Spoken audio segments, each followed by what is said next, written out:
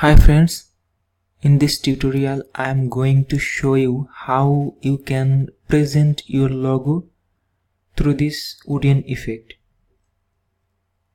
Okay, from the Adobe Illustrator I am taking this logo to present through this mockup.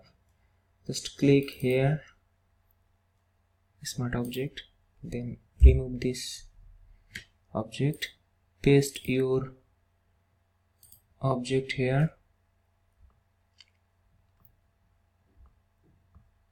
expand it,